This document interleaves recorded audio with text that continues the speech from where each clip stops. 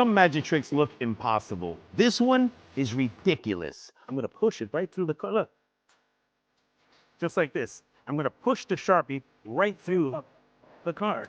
Through the card. Push it. Here's what happens. A card is selected. Then a Sharpie is introduced and slowly penetrated through the top of the card. They can clearly see it coming out the bottom. Then you do something completely impossible. You show them the other side.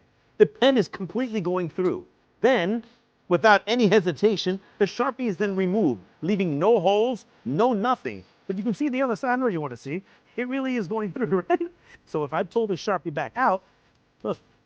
Oh, you want to check the Sharpie? Go ahead. It is a real Sharpie. It's a real Sharpie, right? You can try to push it through, but if you do it, I'm finding a new job. This gimmick is meant to last a very long time.